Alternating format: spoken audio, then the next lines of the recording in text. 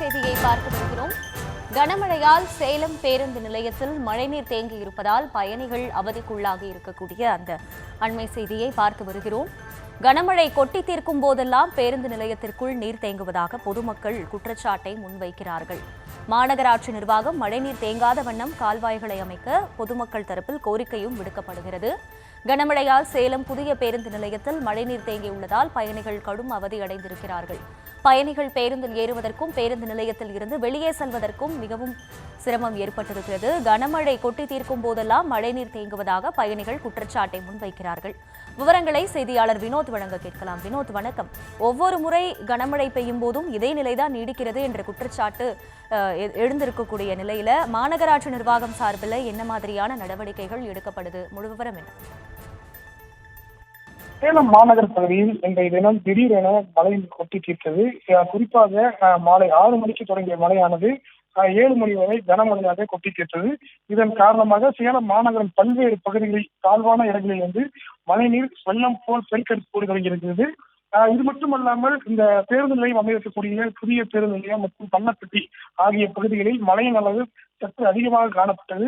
சிறிது நேரம் பெய்த இந்த கனமழையின் காரணமாகவே இந்த புதிய பேருந்து நிலையத்தை சுற்றிலும் மழையை பெருக்கெடுத்து வருகிறது.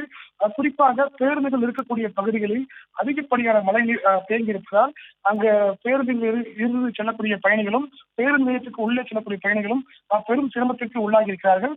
இது ஒரு புறம் இருந்தாலும் கூட ஒவ்வொரு முறையும் இது போன்று மழை பெய்யும் போதெல்லாம் பேருந்து நிலையத்தில் அதிகப்படியான மழைநீர் தேங்குவது வழக்கமாகவே இருக்கிறது.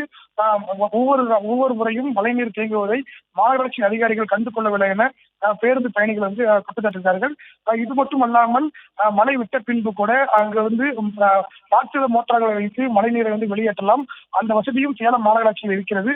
ஆனால் இது போன்ற நேரங்களில் கூட அந்த பேருந்து நிலையத்தில் இருக்கக்கூடிய மழைநீரை வெளியேற்றுவதற்கான நடவடிக்கையை மாநகராட்சி அதிகாரிகள் எடுப்பதில்லை என குற்றச்சாட்டானது எழுதியிருக்கிறது.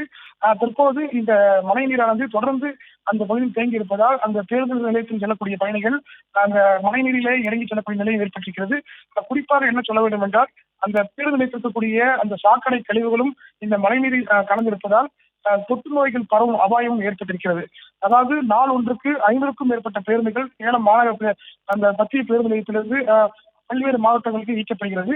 ஆனால் இந்த மழையின் காரணமாக பேருந்து நிலையத்தில் தற்போது கூட்டம் அதிகாரிகள் இருப்பதாலும் பேருந்தில் ஏறக்கூட முடியாத அளவுக்கு பயணிகள் வந்து அங்க தடுமாறி கொண்டிருக்கிறார்கள்.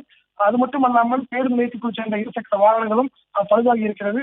எனவே இனியும் காலதாமம் செய்யாமல் மாநகராட்சி அதிகாரிகள் உடனடியாக பேருந்து நிலையத்துக்கு சென்று அந்த பேருந்து நிலையத்தில் தேங்கிக்கூடிய மழைநீரை வெளியேற்ற வேண்டும் என கோரிக்கை எழுந்திருக்கிறது.